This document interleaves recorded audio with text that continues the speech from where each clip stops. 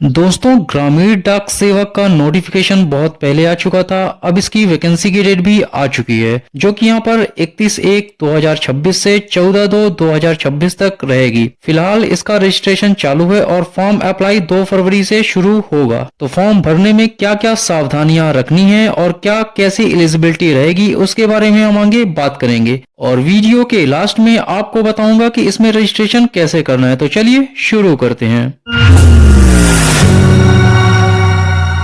दोस्तों, इस फॉर्म को भरने से पहले इसके नियम व शर्तें जान लेते हैं। यहाँ पर यदि आपने एक बार से ज्यादा रजिस्ट्रेशन किया है या एक से ज्यादा बार फॉर्म भरा है तो आपकी उम्मीदवारी यहाँ पर रद्द की जा सकती है। इसके अलावा फॉर्म को भरते समय आपको कोई भी डॉक्यूमेंट अपलोड नहीं करना है, लेकिन यहाँ पर आपको अपनी वर्तमान की कलर फोटो और ब्लैक या ब्लू पेन से साइन किए हुए सिग्नेचर को अपलोड करना आवश्यक है। जैसे कि मान लीजिए कि किसी कारण से आपका आवेदन गलत भर गया है, तो यहाँ पर आपको दोबारा फॉर्म नहीं भरना है, बल्कि इस गलती को सुधारने के लिए आपको निर्धारित तिथि समाप्त होने के बाद 2 दिनों के लिए फॉर्म में सुधार करने का मौका दिया जाएगा। सुधार की तिथि कौन सी रहेगी उसके बारे में हम आगे बात करेंगे। तो यहाँ पर आप 31 जनवरी 2026 से 14 फरवरी 2026 की शाम 5 बजे तक ऑनलाइन रजिस्ट्रेशन कर सकते हैं। रजिस्ट्रेशन करने के बाद 2 फरवरी 2026 से लेकर 16 फरवरी 2026 तक आप ऑनलाइन फॉर्म फिल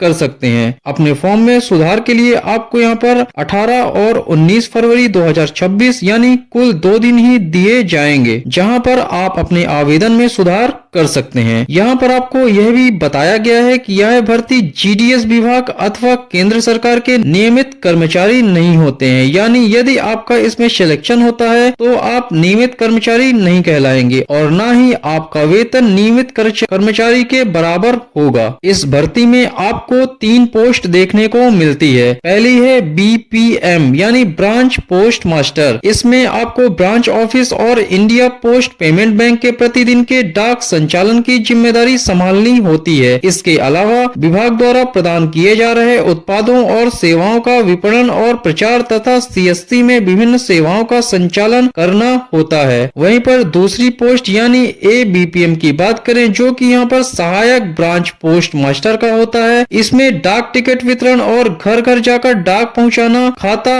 अथवा कार्यालय के साथ डाक का आदान प्रदान करना शामिल होता है। तीसरी पोस्ट है डाक सेवक की, जिसमें आपको विभागीय कार्य से लेकर उप डाकघरों, प्रधान डाकघरों और रेलवे डाक में सेवा देना होता है। यहाँ पर अगर वेतन और भत्ते की बात की जाए तो यहाँ पर बीपीएम यानी ब्रांच पोस्ट मास्टर को 12,000 रुपए से लेकर 29,380 रुपए तक का भुगतान किया जाता है, जबकि एबीपीएम और डाक सेवक को 10,000 रुपए से लेकर 24,470 रुपए महीने का भुगतान किया जाता है। इसके अलावा जीडीएस के तहत 3% की वार्षिक वृद्धि होती है। एलिजिबिलिटी यानी पात्रता मापदंड की बात की जाए तो यहाँ पर सभी वर्गों के लिए न्यूनतम आयु 18 वर्ष एवं अधिकतम आयु 40 वर्ष निर्धारित की गई है, जबकि विशेष वर्ग को आयु में छूट दी गई है। विशेष वर्ग जैसे एससी अथवा एसटी वर्ग को 5 वर्ष, ओबीसी को 3 वर्ष,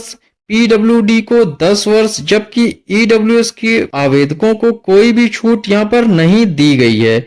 इसके अलावा यदि आवेदक ओबीसी कैटेगरी से है और विकलांग है तो उसे 13 वर्ष की तथा एससी अथवा एसटी कैटेगरी से है और विकलांगता है तो 15 वर्ष की छूट दी गई है।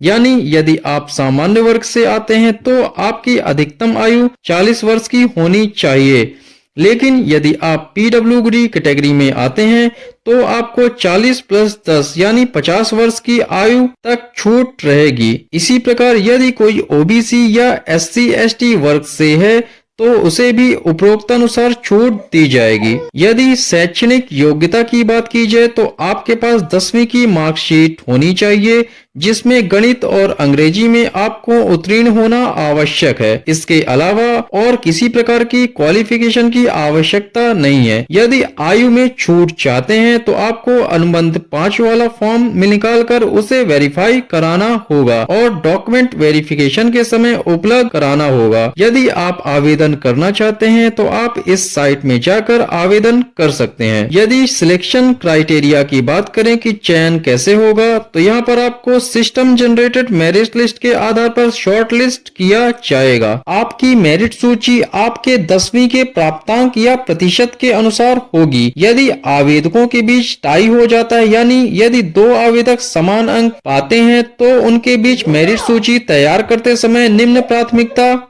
क्रम के आधार पर निर्णय लिया जाएगा, जैसे जन्म तिथि के आधार पर एवं इंग्लिश और मैथ के ज्यादा अंकों के आधार पर लागू किया जाएगा। यहाँ पर जो सबसे जरूरी निर्देश है वो यह है कि अपूर्ण जानकारी के साथ प्रस्तुत आवेदन निरस्त कर दिए जाएंगे। इसके अलावा यदि कोई आवेदक गलत दस्तावेज या जानकारी अपलोड करता है या दर्शाता है तो उसकी उम्मीदवारी रद्द की जा सकती है। दूसरा, आवेदक को अपना नाम, जन्म तिथि, पिता और माता का नाम आदि सभी विवरण 10वीं की मार्कशीट के अनुसार ही भरना अनिवार्य है। तीसरा, यहाँ पर यदि धुंधली अथवा अस्पष्ट तस्वीर या हस्ताक्षर वाले आवेदन यहाँ पर अस्वीकार कर दिए जाएंगे। यदि आपका चयन हो जाता है तो आवेदकों की सूची GDS ऑनलाइन नियुक्ति पोर्टल पर जारी की जाएगी। परिणाम घोषित न होने की स्थिति में चयनित उम्मीदवारों को उनके रजिस्टर्ड मोबाइल नंबर पर SMS और रजिस्टर्ड ईमेल ID पर ईमेल के माध्यम से परिणाम तथा दस्तावेजों के भौतिक सत्यापन की तिथियों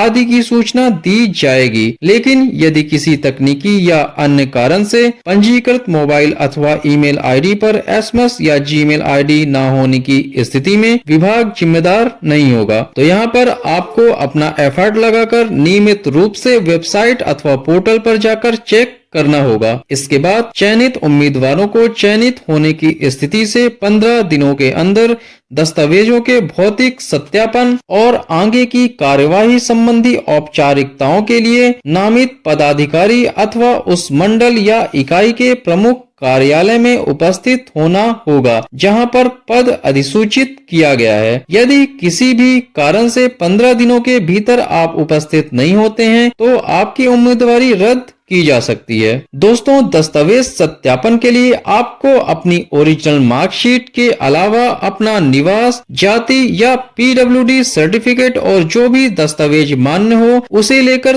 तथा सभी की फोटोकॉपी कराकर उसके 2 सेट बनाकर सेल्फ अटेस्ट करके जमा करने होंगे। इसके बाद 30 दिवस के अंदर आपकी नियुक्ति कर दी जाएगी। इसके अलावा नीचे दिए गए इन फॉर्मों को भी आप अपनी वर्ग के अनुसार प्रिंट कराकर भर लेना है। इन सभी बातों का आपको विशेष ध्यान रखना है। तो चलिए अब बात कर लेते हैं कि आपको रजिस्ट्रेशन कैसे करना है। तो इसके लिए आपको इसकी ऑफिशियल वेबसाइट indiapost.gov.in पर आ जाना है। यहाँ पर आने के बाद आपको कुछ ऐसा इंटरफेस देखने को मिलेगा। यहाँ पर आप देख सकते हैं कि इसका रजिस्ट्रेशन 31 जनवरी 2026 से शुरू हो रहा है और 14 फरवरी तक इसका रजिस्ट्रेशन चलेगा। वहीं पर इसका फॉर्म 2 फरवरी से भरना शुरू होगा जो कि 16 फरवरी तक चलेगा और करेक्शन की डेट 18 फरवरी से 19 फरवरी तक रहेगी। रजिस्ट्रेशन के लिए आपको यहाँ click here to register /apply पर क्लिक करना होगा।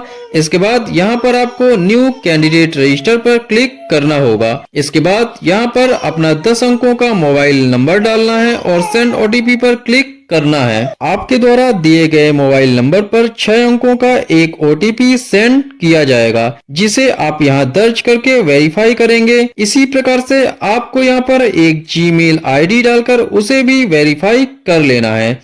इसके बाद नेक्स्ट करना है।